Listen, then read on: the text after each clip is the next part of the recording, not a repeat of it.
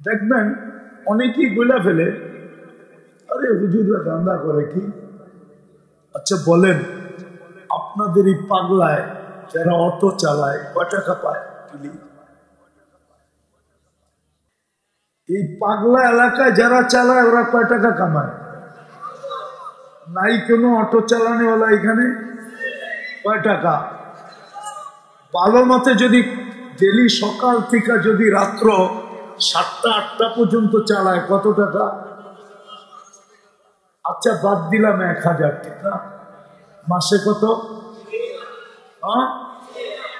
এই মাদ্রাসার হুজুর তো 3 মাসে 30,000 পায় না। কি পাগল?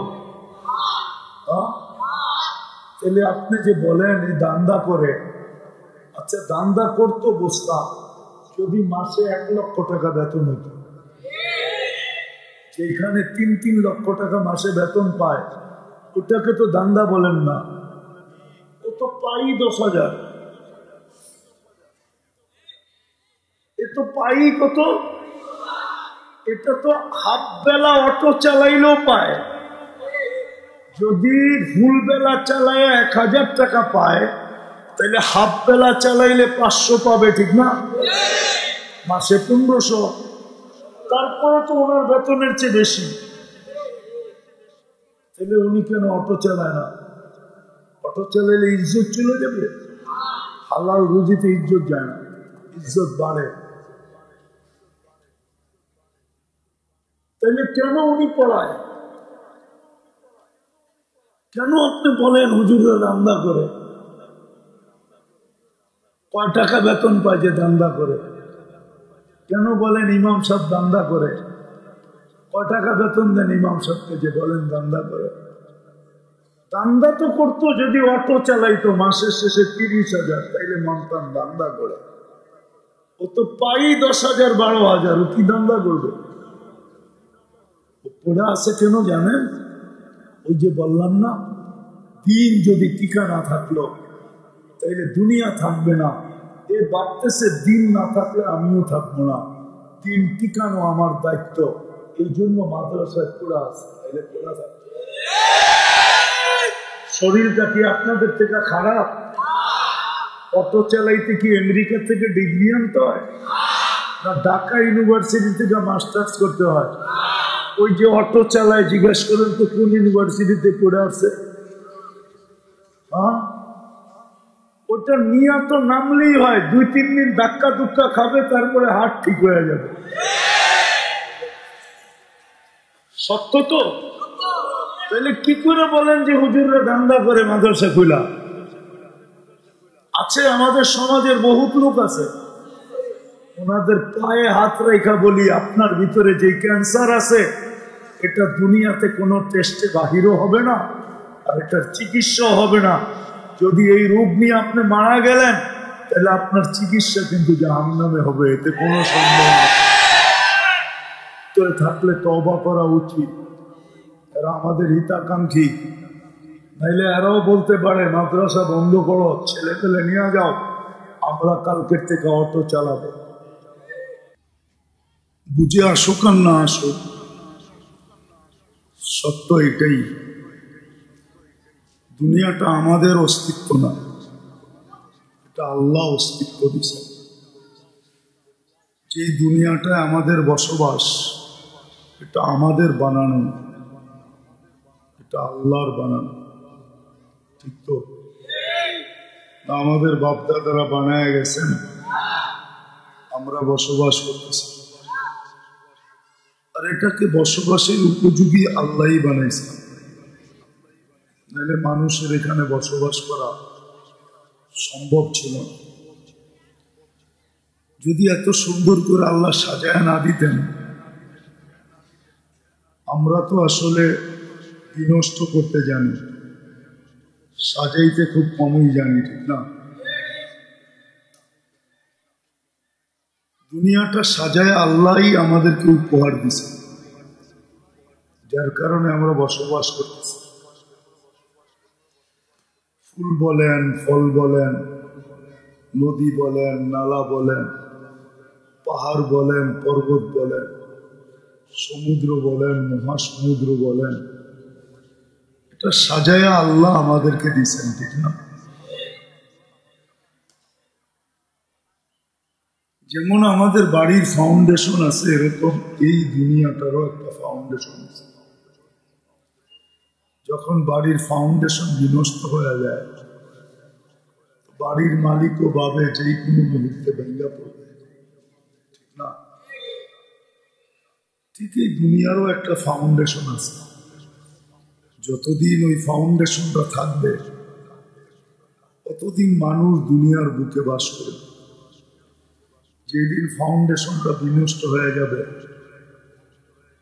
ওই দিন দুনিয়া ভরা মানুষ থাকবে বটে, কিন্তু ওই দিন আর এখানে বসবাসযোগ্য হবে না, মানুষ বসবাস করতে পারবে না, বরং এই দুনিয়াটাই থাকবে না। আমাদের বাড়ির ফাউন্ডেশন যেরকম আমাদের বুঝে আসে, কিন্তু দুনিয়ার ফাউন্ডেশন আমাদের হতে পারে 80% জনেরই বুঝে আসবে না, কিন্তু এটাই সত্য। এই দুনিয়াটা টিকা থাকারও একটা ফাউন্ডেশন আছে। যতদিন ওই ফাউন্ডেশন থাকবে ততদিন শুধু দুনিয়াটা, এই জগৎটাই টিকা থাকবে। কেননা জগৎটাকে আল্লাহ দাঁড় করাইছেন দিনের উপর। দিন যতদিন থাকবে দুনিয়া ততদিন থাকবে। দিন যেদিন শেষ হয়ে যাবে ওই দিন কোনো জগৎটাকে আল্লাহ টিকায় রাখবে না। ওই দিন কিয়ামত আসবে, যেটাকে কিয়ামত বলে। তখন আর এগুলা টিকায় রাখার প্রয়োজন হবে না। ওই দিন আর এগুলাকে টিকায় রাখার কোনো প্রয়োজন হবে না। যেটা বুঝাইতেছিলাম, যতদিন দিন থাকবে ততদিন আপনি আর আমি এই জগৎটা থাকব। আর এটা ছিল সত্য। মানুষ এটাকে মানুক আর না মানুক, সত্য এটাই। যেদিন দিন শেষ হয়ে যাবে ওদিন এই জগৎগুলা শেষ হয়ে যাবে। এটার নামই কিয়ামত। এটার নামই কিয়ামত। ওই দিন কিয়ামত হয়ে যাবে। আল্লাহ ইসরাফিলকে হুকুম দিবে, ফানফাক, ফুদাও। উনি ফু দিবে, সব তুলা হয়ে নিঃশেষ হয়ে যাবে। যতদিন দিন থাকবে দিনদার থাকবে। দুটা জিনিস, দিন থাকবে দিনদার থাকবে, অতদিন এই জগৎগুলা থাকবে। দিন থাকবে না, দিনদারি থাকবে না, জগৎগুলো থাকবে না। আবার এটাও সত্য, মানুষ যদিও সৃষ্টির সেরা, মানুষের শ্রেষ্ঠত্ব অক্ষুণ্ণ থাকবে কতক্ষণ পর্যন্ত? যতক্ষণ পর্যন্ত মানুষের ভিতরে দিনদারি থাকবে ততক্ষণ পর্যন্ত শ্রেষ্ঠত্ব অক্ষুণ্ণ থাকবে। আর যেদিন দিনদারি থাকবে না ওই দিন মানুষের শ্রেষ্ঠত্ব থাকবে না, শ্রেষ্ঠত্ব বিনষ্ট হয়ে যাবে। এই জন্যই একটা জিনিস ভাবার চিন্তার বিষয়, মানুষ সৃষ্টির সেরা হওয়া সত্ত্বেও মানুষকেই কিন্তু আল্লাহ চতুষ্পদ প্রাণী বলছে।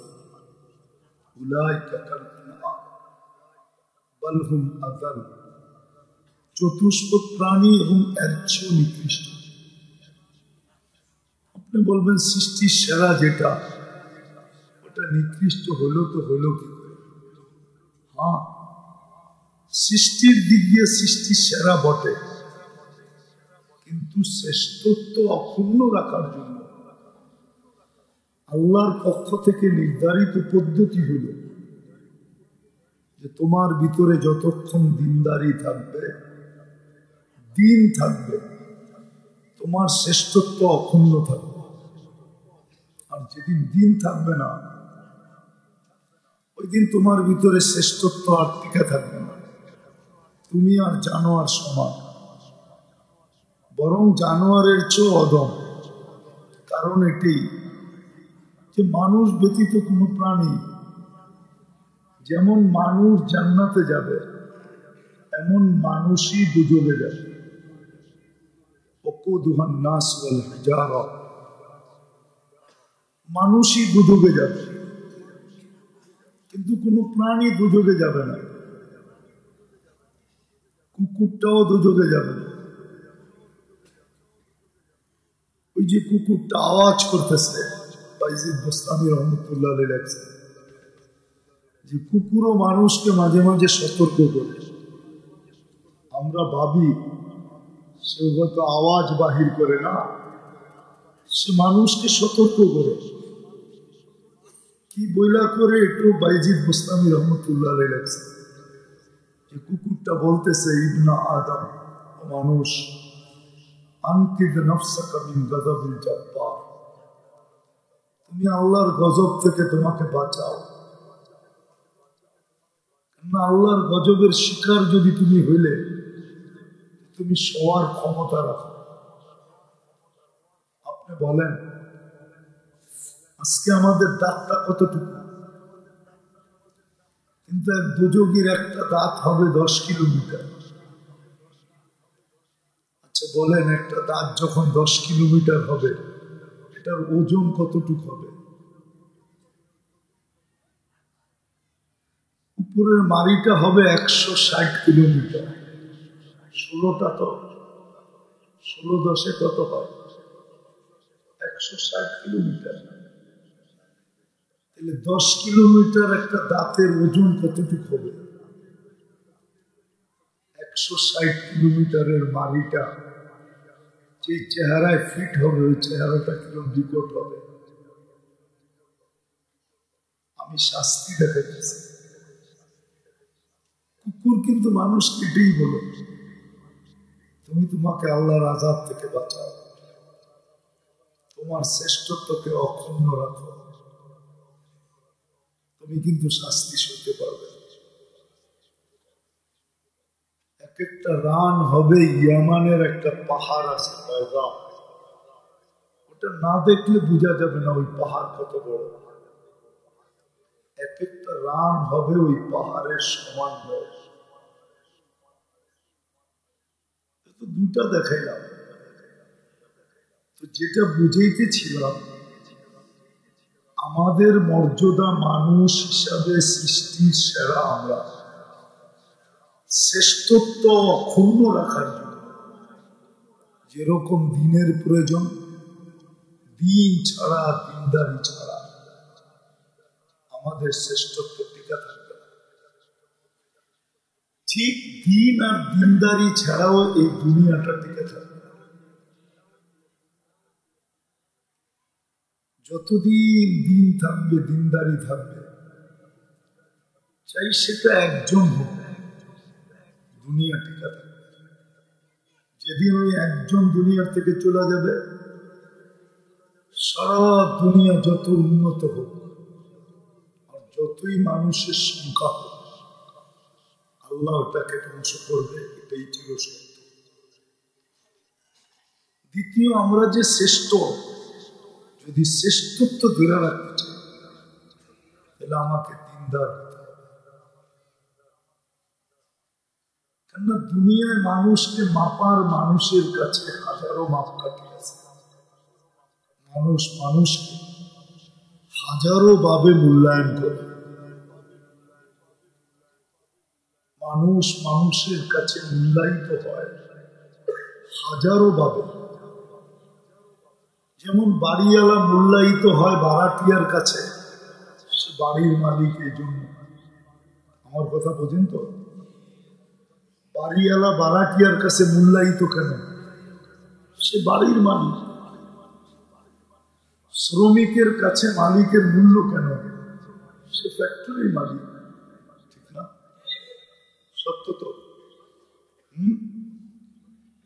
কর্মচারীর মূল্য মালিকের মূল্য কর্মচারীর কাছে কেন? সে অফিসের মালিক। এরকম মানুষ হাজারো ভাবে মানুষের মাঝে মূল্যায়িত হয় বা মূল্য পায়। আমরা আল্লাহর কাছে যে মূল্য পাবো বা মূল্যায়িত হব, দামি হব, এটা শুধু দিনদারির মাধ্যমে। চাই ওই ব্যক্তিটা সামাজিক ভাবে নিতান্ত গরিব হোক। একটা উদাহরণ দিই, হাদিসে পাওয়া যায় আল্লাহ রসুল 3টা দোয়া করছেন, আমাকে গরিব রেখেন, গরিব অবস্থায় মওত দিয়েন, গরিবের মাঝে উঠায়। এটা কিন্তু 3টা আল্লাহ রসুলের কি দোয়া। আপনি বলবেন গরিব এত দামি কেন? না, দুনিয়াতে গরিবের দাম নাই, এটা আমি স্বীকার করি। গরিবকে কেউ পাশে দাঁড়াইতেও দিতে চায় না। হতে পারে ওর বাড়ির গায়ের দুর্গন্ধ আমার কানে আসবে, নাকে আসবে,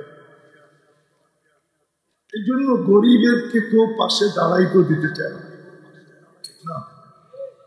কিন্তু গরিব যদি দিনদার হলো, আল্লাহ তো মাপবে দিনদারি দিয়া। তো কিয়ামতের মাঠে সবচেয়ে দামি হবে গরিব। সবচেয়ে দামি কে?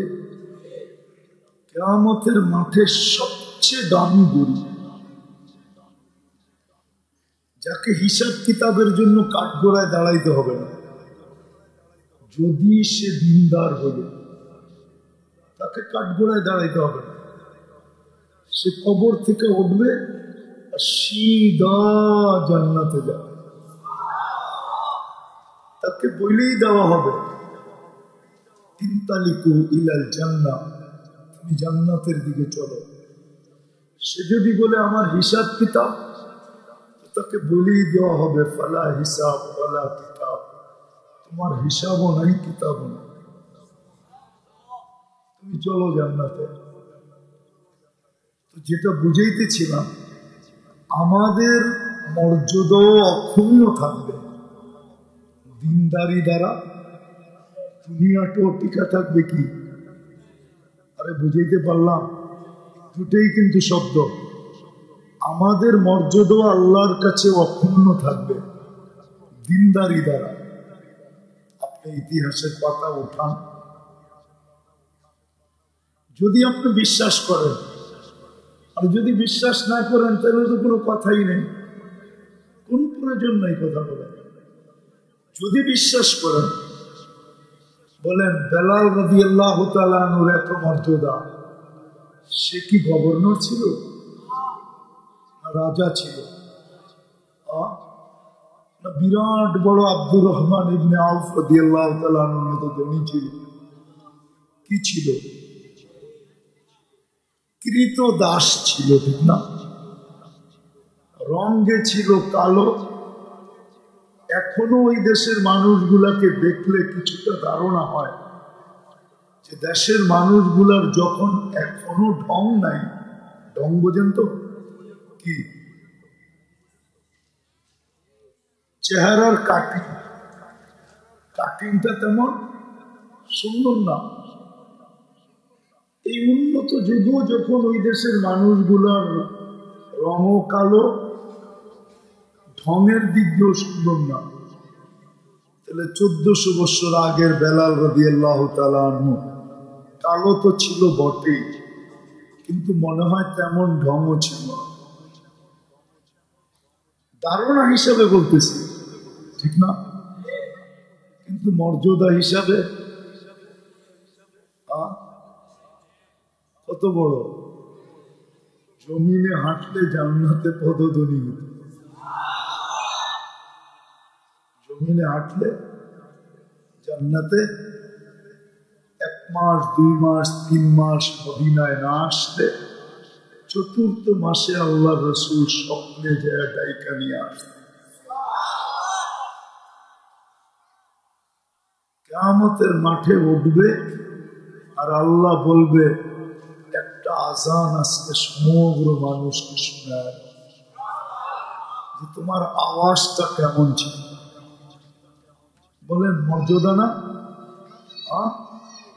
কি কিন্তু গরিব তো, কি দ্বারা এত বড় মর্যাদা? দিনদারি দ্বারা। কি দ্বারা? দিনদারি দ্বারা। যেটা বুঝাইতেছিলাম আমি এক জায়গায় চলে আসছি, আল্লাহ আমাদেরকে মাপবে শুধু দিনদারি দ্বারা। এটাও আপনি বলতে পারেন, একদিকে আমাকে দিবে আর একদিকে দিনদারির বাটকারা দিবে, দেখবে আমার ওজন কম হয় না বেশি। যদি কম হইলো আমি হারলাম, যদি আমার ওজন বেশি হলো আমি জিতলাম। কি দিয়া জিতবো? জিতাবে কি দিয়া? আসলে তো আমরা মানুষ বুঝি না, পারিপার্শ্বিকতার কারণে, বিবেক বুদ্ধির কারণে, বিদ্যার কারণে আমরা বুঝি না। আসলে কিন্তু আল্লাহ আমাদেরকে কিনবে, আল্লাহ আমাদেরকে কিনতে চান, আল্লাহ আমাদেরকে কিনতে চান। জান্নাতের বিনিময়ে কিনতে চান, জান্নাতের বিনিময়ে। কি? জান্নাতের বিনিময়ে কিনবেন, কিন্তু রং দেখা কিনবেন। কি দেখা? রং কি জানেন? এগুলো দিনদারি রং দেখা কিনবেন। কার ভিতরে কতটুকু দিনদারির রং? দিনদারির রং দেখা আল্লাহ কিনবে জান্নাত দিয়া। কি দিয়া কিনবে? রাগ হয়ে যাবেন? এই এলাকার মানুষ তো আমেরিকার চেয়ে উন্নত না, ঠিক না? আরো উন্নত। উন্নত না? কি বলেন? আপনাদের মাথার উপর দিয়া ট্রেন যায়, আপনারা আমেরিকার চেয়ে উন্নত না? গুলশানের চেয়ে, বাড়িদারার চেয়ে, ধানমন্ডির চেয়ে, মিন্টু রোডের চেয়ে। নারায়ণগঞ্জেরও তো এরকম এলাকা আছে যে এলাকার মতো আমরা, এই এলাকার মানুষ উন্নত না, ঠিক না? আপনাকেও কিন্তু আল্লাহ কিনতে চাইতেছে, এলাকা দিয়ে কিনবে না, কিনবে দিনদারির রং দিয়ে। দিনদারির রং দেখা কিনবে, কিনবে জান্নাত দিয়া, টাকা দিয়া না। এই জন্যই আমার কথা শুরুটা ছিল যে আল্লাহ কিন্তু আমাদেরকে মাপবে দিনদারি দিয়া। কি দিয়া মাপবে? আর দিনদারি দিয়েই আমাদের মান মর্যাদা অক্ষুণ্ণ থাকবে। আপনি যে সৃষ্টির সেরা, আপনি যে মুসলমান, আপনি যে উম্মতে মুহাম্মাদী, এগুলো হলো মান, এগুলো অক্ষুণ্ণ থাকবে দিনদারি দিয়ে। আর দিনদারি দেখা আল্লাহ আমাদেরকে কিনবে জান্নাত দিয়া। কি? জান্নাতের মাটি তো মনে হয় আমাদের এই এলাকার মাটির মতোই, ঠিক না? সত্য? যাই না বলতেছেন না? না যাই না? কি নামও তো মাটি, ঠিক না? আমাদেরটার নামও কি একই মাটি না? না না, সত্য। জান্নাতের মাটি কি দিয়া বানাবে? মুশক আর জাফরান দিয়া জান্নাতের মাটি। রাগ হয়ে যায় না? আপনাদের এই এলাকায় দিয়ে আতর লাগায় গেলেও আতরের গ্রান পরাস্ত হয়। ট্রেনের গ্রান আতরের গ্রানের চেয়ে কয়েক গুণ বেশি হয়। সত্য তো? রাগ হয়ে গেলেন? এইখানে যত দামি পারফিউমই লাগান, ট্রেনের গ্রানের উপরে পারফিউমের গ্রান যেতে পারবে না। জান্নাতের মাটি মুশক আর আম্বর দিয়া বানানো, মুশক আর জাফরান দিয়া বানানো।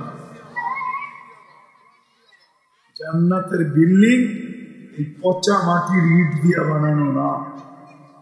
জান্নাতের বিল্ডিং একটা ইট সোনার, একটা ইট রূপার। আপনি বলবেন এত ইট কোত্থেকে পাবে, ঠিক না? কি এটি তো প্রশ্ন, এত ইট কোত্থেকে? এখানে ইটের ভাটা দিবে কেটা? কে? যে ইট আল্লাহ বানায় বানায় তারপরে বানাবে ইট কিনা, ঠিক না? এটি তো ভাবনা। অনেকে ভাবে এত ইট কোত্থেকে পাবে, একটা ইট সোনার, একটা ইট রূপার, এত কোত্থেকে পাবে, ঠিক না? আরে বলেন না, এটাই তো ধারণা। হ্যাঁ, দুনিয়ার এই তো কত অজানা তথ্য আপনারা জানেন না, এখন বিজ্ঞান জানে না। দুনিয়ার বহুত অজানা তথ্য আছে যেটা বিজ্ঞান এখনো জানে না। এখনো জানে? দুনিয়াটা মাত্র 24,000 মাইল। কত কত? বিশ্বাস মনে হয় না, ঠিক না? না না, দুনিয়ার ফুটবলটা মাত্র 24,000 মাইল। যেদিক দিয়ে মাপবেন, এমনি মাপবেন, এমনি মাপবেন, মাত্র 24,000। কত? এই জন্যই তো আমাকে দিন রাত 24 ঘন্টায়। এটা যদি 25,000 হইতো তাহলে আমাদের দিন রাত 25 ঘন্টায় হইতো। এটা যত বড় হতো আমাদের দিন রাত তত বড় হতো, 24 ঘন্টায় হতো না। কেননা বিজ্ঞান বলে পার ঘন্টায় 1000 মাইল ব্যাগে এটা ঘোরে। 24 ঘন্টায় একবার প্রদক্ষিণ হয়, করতে করতে 24 ঘন্টায় একবার প্রদক্ষিণ হয়। এই 24 ঘন্টা 24,000 মাইলের দুনিয়া, বিজ্ঞান এত উন্নত, তারপরেও অনেক তথ্য অজানা। বিশ্বাস হয় না?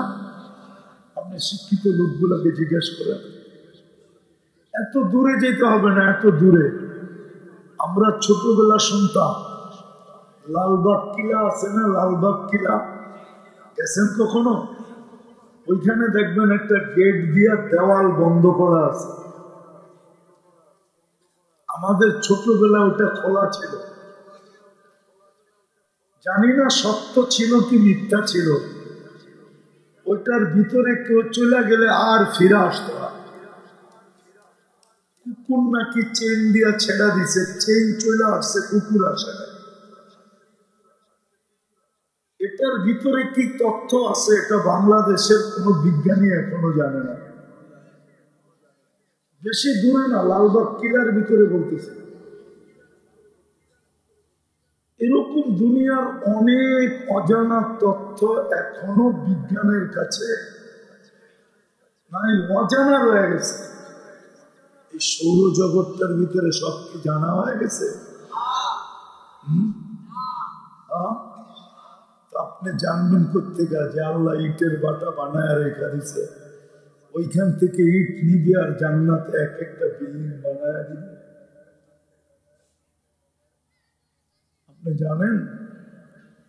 আপনি তো দুনিয়ার তথ্যই জানেন না, আপনি ওই সৌরজগতের তথ্য কোথেকে জানবেন যে আল্লাহ কি বানায় রেখা দিছে?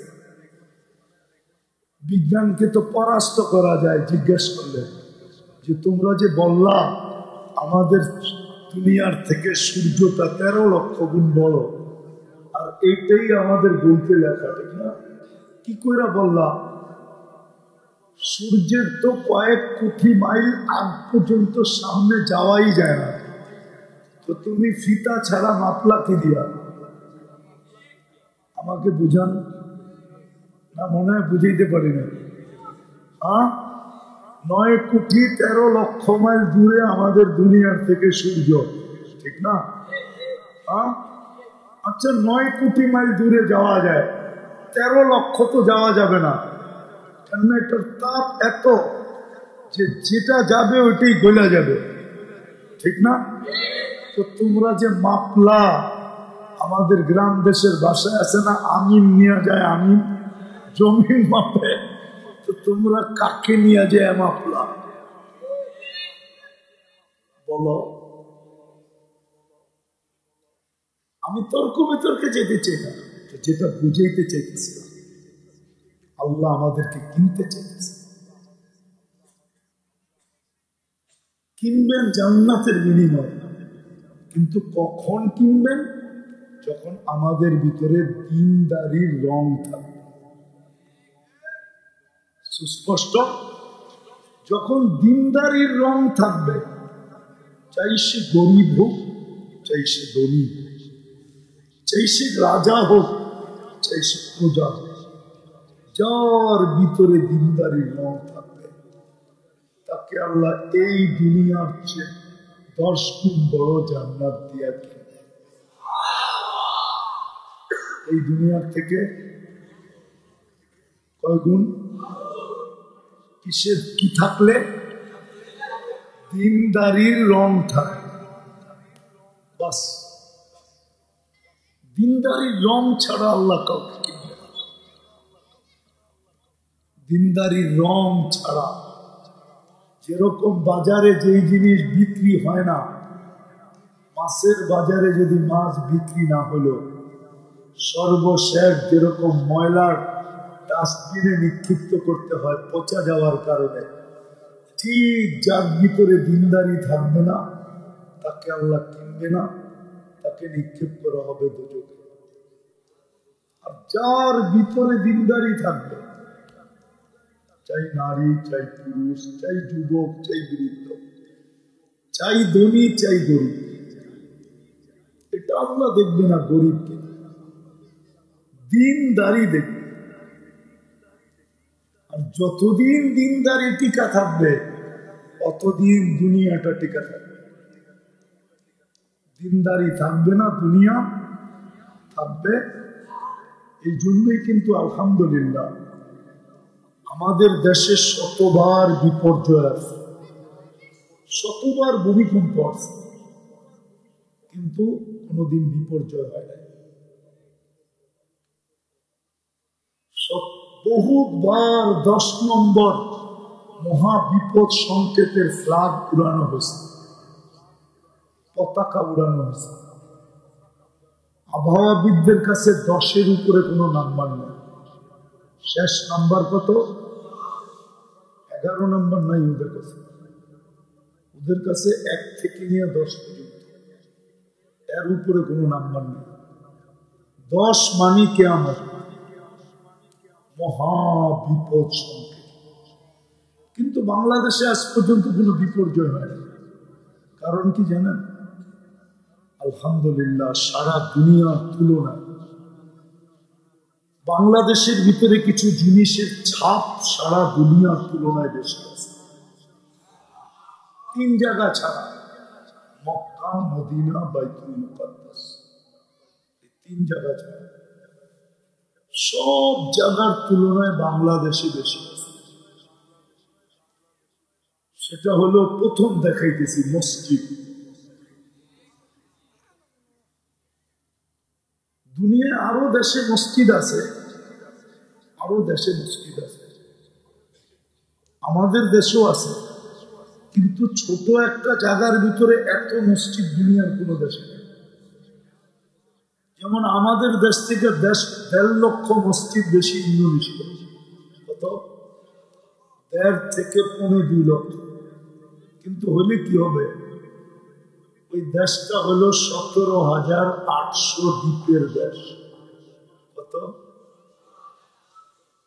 17,800 দ্বীপের দেশ। মধ্যখান থেকে এক মাথায় যাইতে প্লেনে 6 ঘন্টা লাগে। আমি নিজে গেছি, এই জন্য বলতেছি। ওই দেশটা বিশাল হিসাবে আমাদের চেয়ে 1.5 লক্ষ, এটাও কম।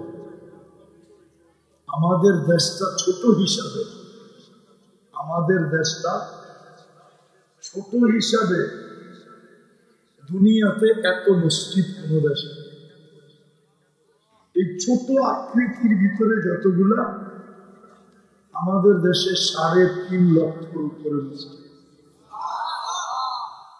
কত? দ্বিতীয়, আমাদের দেশের মতো মাদ্রাসা দুনিয়ার কোন দেশে। 40,000-এর উপরে শুধু হেফজুখানাই আছে। তৃতীয়, আমাদের দেশের মতো এরকম কোরআনী মাহফিল দুনিয়ার কোন দেশে নেই। যদিও থাকে, কিন্তু আমাদের দেশের মতো মানুষের আগ্রহ দুনিয়ার কোন দেশে এত না।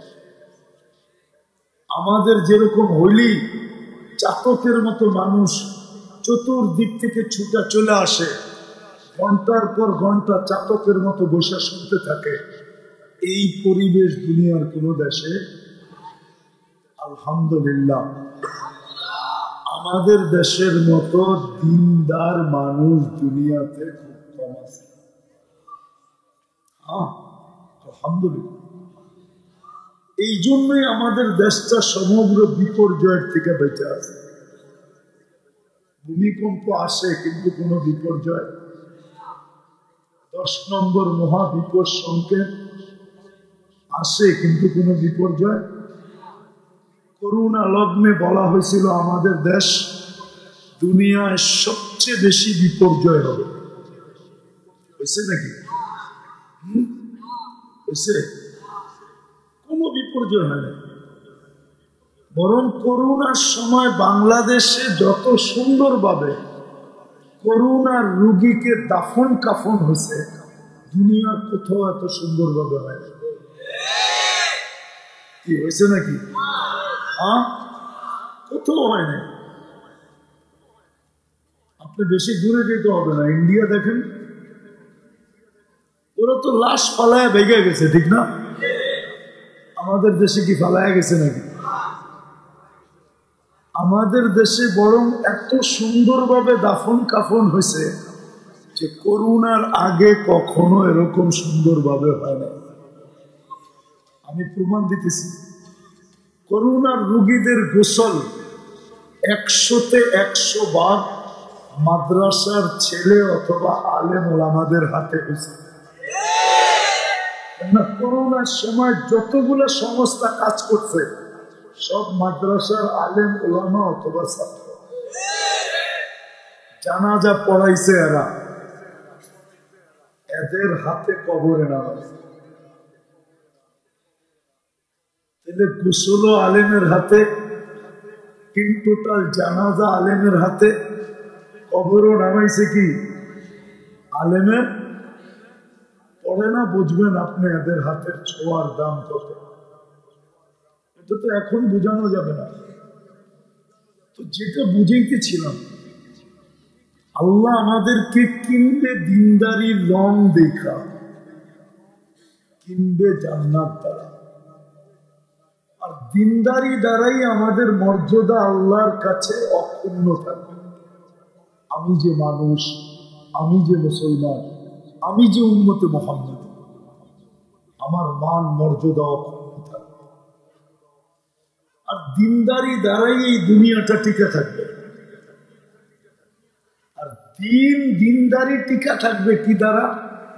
এটা হলো মসজিদ মাদ্রাসা, মসজিদ দ্বারা, মাদ্রাসা দ্বারা, হক্কানি আল্লাহওয়ালা আলেম ওলামা দ্বারা, আর দ্বীনি এই সমস্ত মাহফিল দ্বারা। আরেকটা আছে দ্বীনি মেহনত দ্বারা, যেটাকে দাওয়াত ও তাবলীগ বলে। এই কয়টা দ্বারা দিনদারি টিকা থাকবে। এইগুলো যখন বিলুপ্ত হয়ে যাবে তো আস্তে আস্তে দিনদারি বিলুপ্ত হবে। একদিন মানুষ থাকবে, দুনিয়া থাকবে, উন্নত থাকবে, কিন্তু দুনিয়া থাকবে। সত্য এটাই। এই জন্য আমাদের উচিত দুটা কাম করা উচিত। একটা হলো দিন টিকায় রাখার জন্য আমি যতটুকু পারি আমাকে সাহায্য করা উচিত। এটাই কোরআনে ইঙ্গিত দিচ্ছেন, ইন তানসুরুল্লাহ ইয়ানসুরকুম। দিন টিকায় রাখার জন্য যতটুকু তোমার সাহায্য সম্ভব এতটুকু সাহায্য করো। দ্বিতীয়, দিনদার হওয়ার জন্য এই ছোট জীবনটা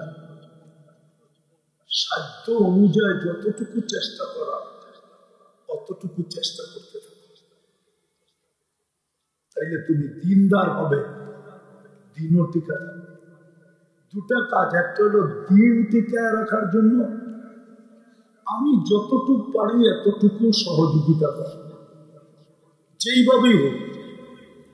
আর দিনদার হওয়ার জন্য আমার সাধ্য অনুযায়ী আমাকে চেষ্টা করে দেয়, দুটো আমাদের দায়িত্ব। আজকে হয়তো আমি আপনাদেরকে বুঝাইতে পারতেছি, জানি না আপনারা বুঝতেছেন কিনা। আমি বুঝাইতে পারতেছি না, এটা আমি বুঝতেছি যে আমি বুঝাইতে পারতেছি, কিন্তু সত্য এটাই। দিনদারি ছাড়া এই দুনিয়ার জীবনটা কেটে যায়, যেমন আজকে কাটতেছে। কারো অট্টালিকায় কাটে, কারো নিম্ন মানের এলাকায় কাটে, কারো বস্তিতে কাটে, কারো গ্রামে কাটে, কারো শহরে কাটে, কারো উন্নত দুনিয়ায় কাটে, কারো অনুন্নত দুনিয়ায় কাটে। এই দুনিয়ার জীবনটা কেটে যায়, কিন্তু আখেরাতটা চিরস্থায়ী, ওটা কাটবে না, এটা কেটে যাবে।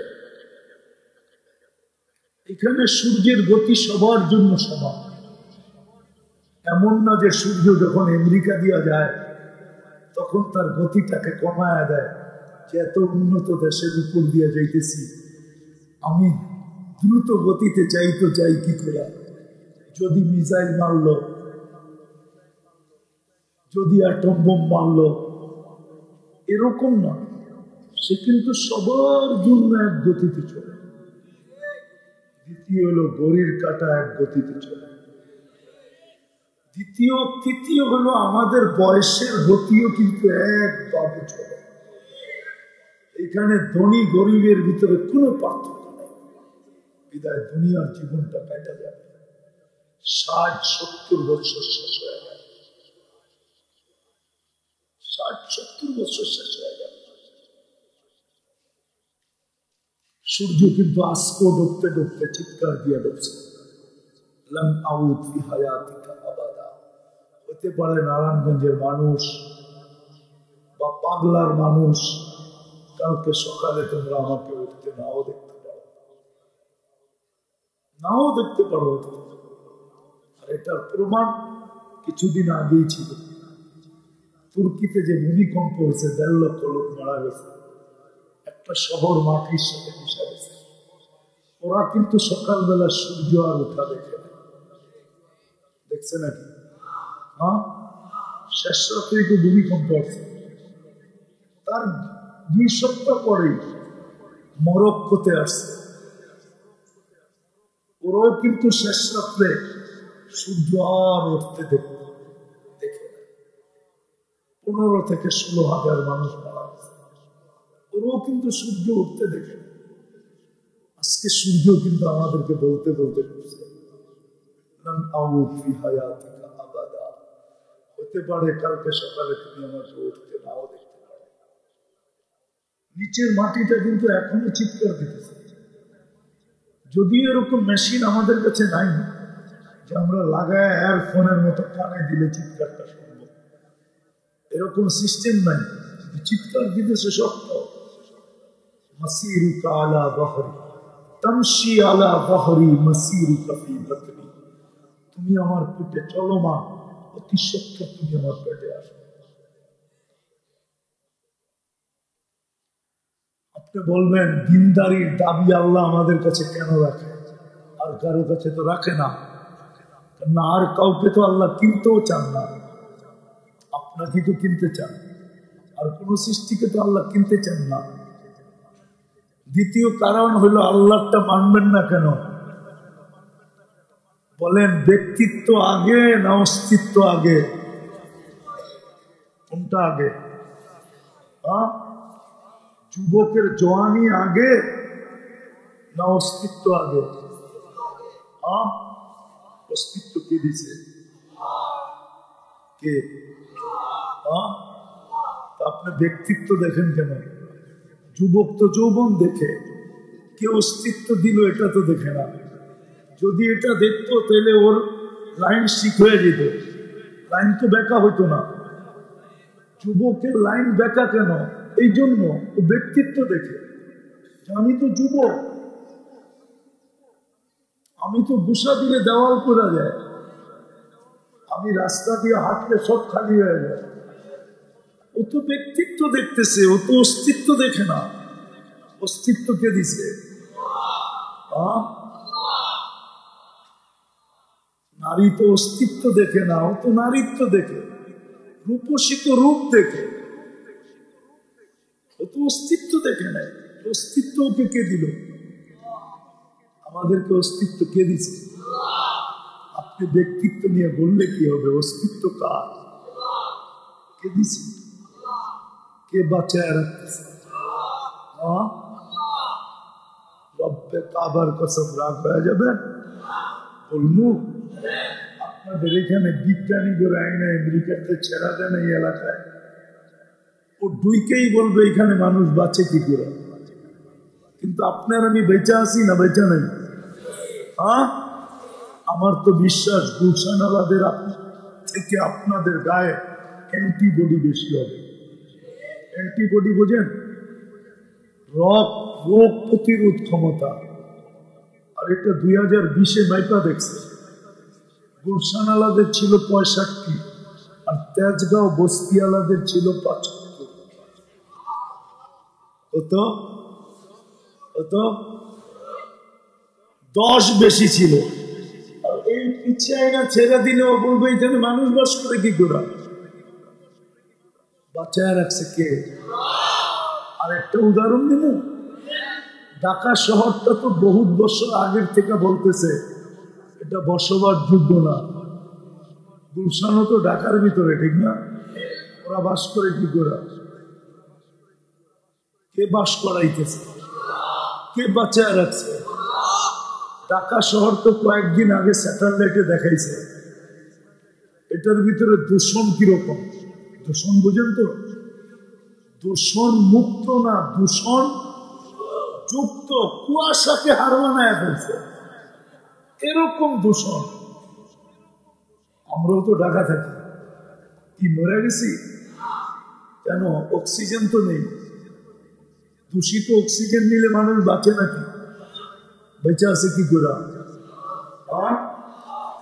আল্লাহ পরিবেশকে দূষণ বানাইছেন বটে, কিন্তু অক্সিজেনে দূষণ যুক্ত হতে দেন নাই। এই জন্য বেঁচে আছে। তাইলে আপনি দিনদার হবেন না কেন?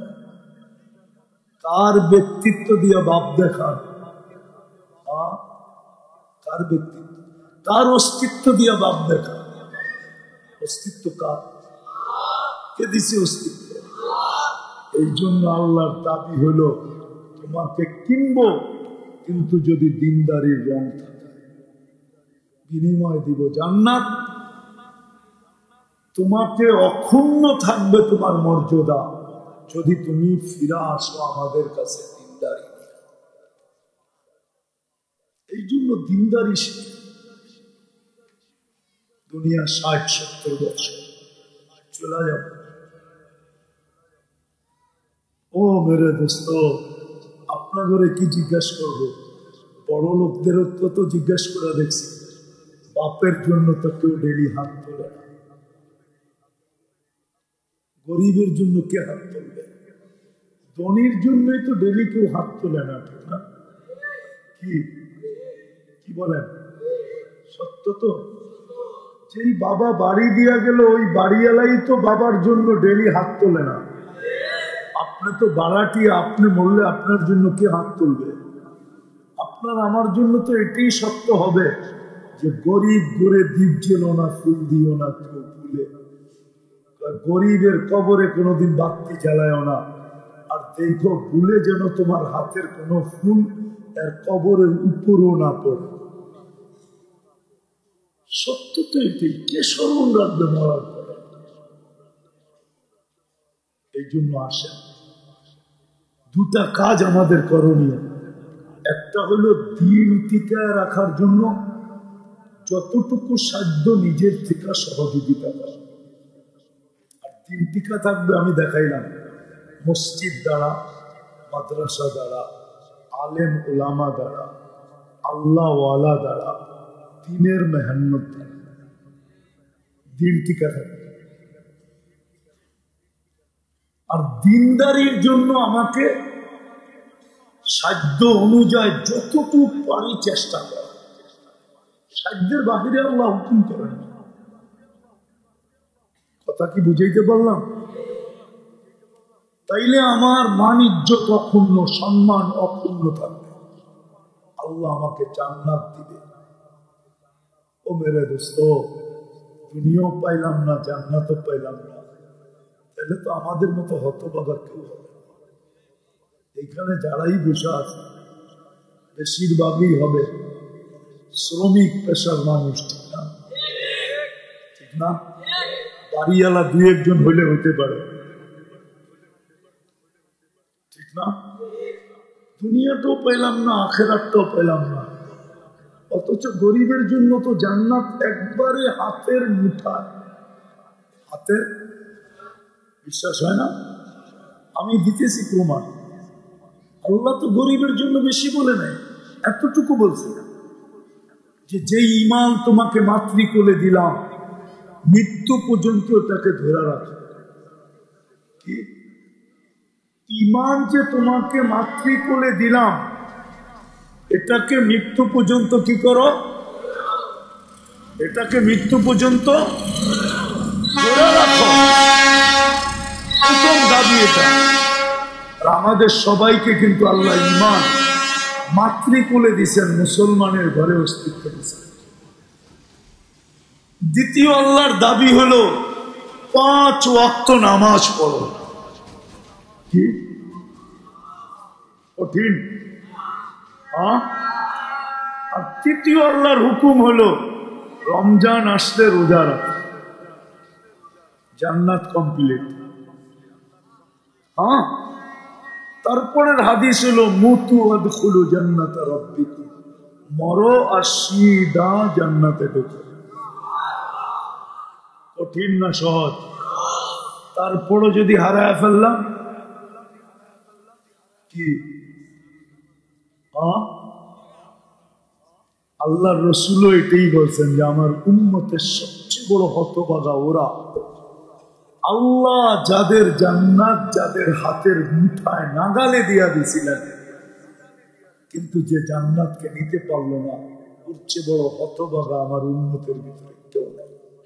মিসকিনুন ফাকুর। বিদায় আসেন, অতীত যা চলে গেছে চলে গেছে। শাবানের মাস চলতেছে, এখন 2 দিন পরেই রমজান আসবে। অতীত যা চলে গেছে চলে গেছে, চলেন এটার জন্য তওবা করবেন। কে কে করবেন দেখি? পাক্কা? আল্লাহ কিন্তু আমাদের মাথার উপরে এখন প্রথম আকাশে চলে আসছে, আমাদের দুনিয়ার ছাদে। তাহলে আল্লাহকে বলে দেন মনের থেকে যে আল্লাহ অতীত থেকে তওবা করলেন, আপনি আমাদের তওবা কবুল করেন, আমাদের গুনাহ মাফ করেন। নামান। দ্বিতীয়, আজকের থেকে 3টা কাজ করণীয়। বললাম না যে দিনকে টিকায় রাখার জন্য যতটুকু পারি সহযোগিতা করা, যতটুকু পারি কি করা? সহযোগিতা করা, যতটুকু পারো। আমি এখন আপনাদের কাছে চাবো না কিছু, কিন্তু আমি বইলা দিতেছি যতটুকু পারেন সহযোগিতা করেন। দ্বিতীয়, নিজে দিনদার হওয়ার জন্য যতটুকু সাধ্য চেষ্টা করেন আমি দিনদার হতে চাই। আর বাংলাদেশে হওয়াটা সহজ, আলহামদুলিল্লাহ। উলামায়ে কেরাম কদমে কদমে আছে, কদমে কদমে পাওয়া যায়। কিন্তু অনেকের ভিতরে আবার একটা প্রশ্ন আছে, মাদ্রাসা দেখা বলতেছি, মাদ্রাসার অনুষ্ঠান দেখা বলতেছি। আমাদের ভিতরে অনেকের প্রশ্ন আছে যে হুজুররা তো এগুলা খুইলা দান্দা করে। একটা প্রশ্ন আমাদের অনেকের অনেকের অনেকের আছে। দেখবেন অনেকেই বলে ফেলে, আরে হুজুররা ধান্দা করে কি? আচ্ছা বলেন, আপনাদের এই পাগলায় যারা অটো চালায় কয় টাকা পায়?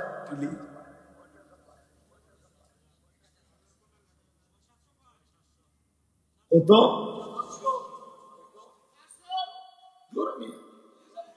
500 তো গ্রাম দেশও পায় না।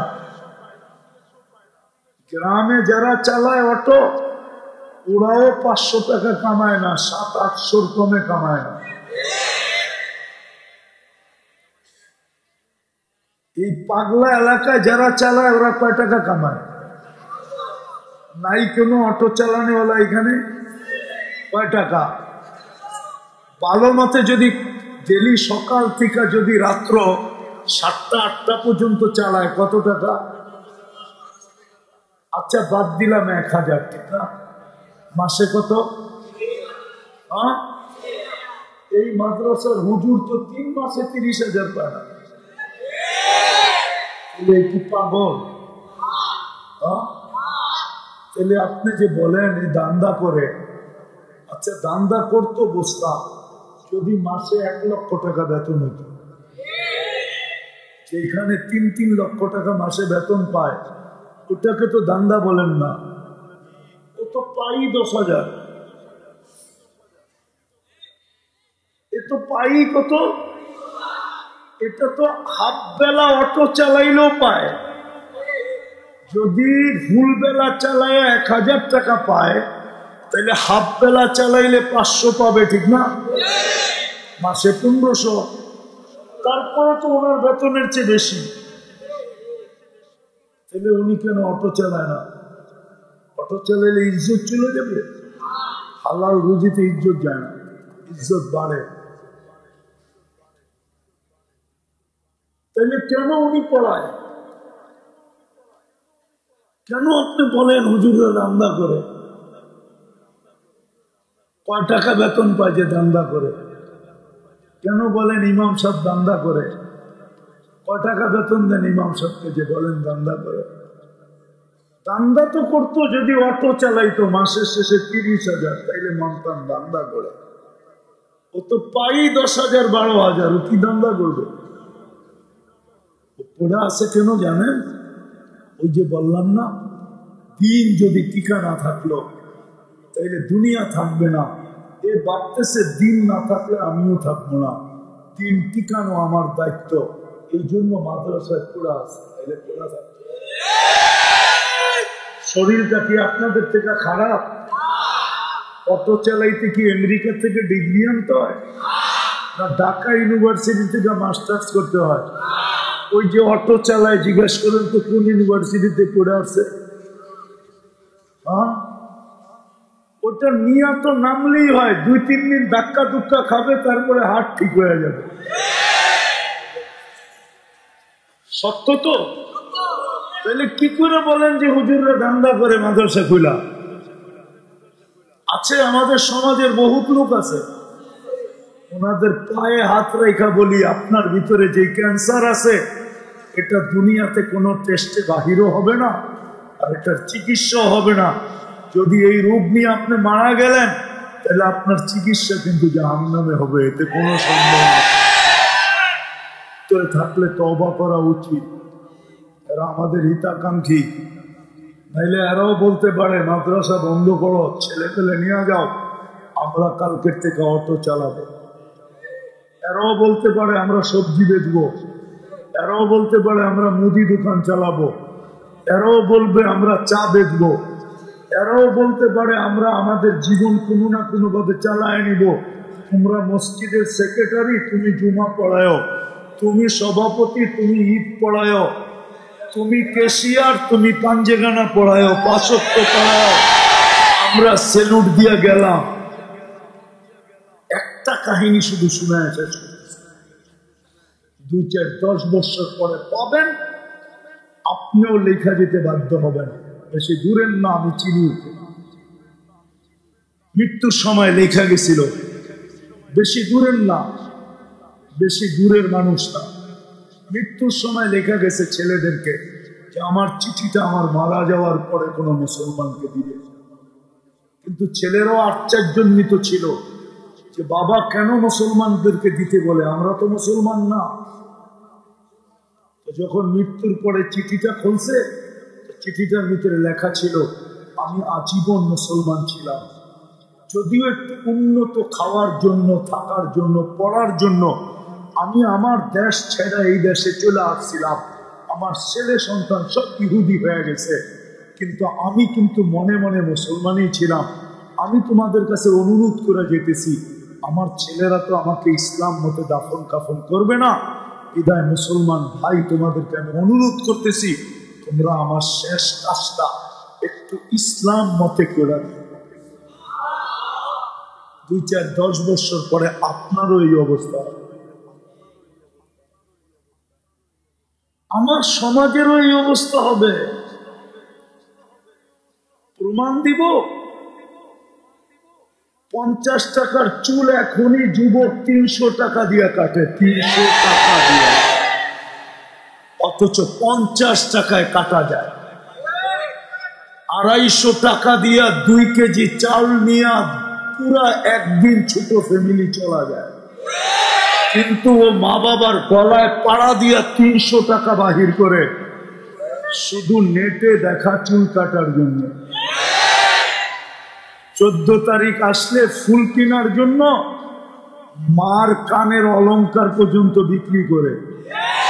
না শুধু ফুল দিলে তো চলবে না, নিয়ে যায় তো হোটেলে পাঠিও করতে হবে, তারপরে না লেখা পাঠাইবো I.U। এর আগে তো আর লেখা পাঠাবে না, পাঠাবে নাকি? খালি ফুল দিকেই কি প্রেমপত্র পাঠাবে? নিয়ে ঘুরতে হবে, হোটেলে খাওয়াইতে হবে, পছন্দের জিনিসগুলা কিনা দিতে হবে, তারপরে দেখা যাবে বাড়িতে যাইয়া জুতা ছবি তুইলা ফেসবুকে জুতা পাঠায় দিব, তোরে জুতা মারলাম। সবকিছু নিয়ে যাওয়ার পরেও, ঠিক না? সত্য তো? এখনই যখন চড়া শুরু হয়েছে, হুজুররা যদি দিন না সামলায়, 10 বছর পরে দেখেন আপনারা জানতো জান কই। এই জন্য পায়ে হাত দিয়ে আসেন, আসেন নিজেও দিনদার হই, দিন টিকে রাখার জন্য সাধ্য অনুযায়ী সহযোগিতা করবো। তো আজ থেকে নামাজ আর ছাড়বো, পাক্কা ওয়াদা। আল্লাহ আমাদেরকে আমল করার তৌফিক দান করে। ওমা আলাইনা ইল্লাল বালাগ।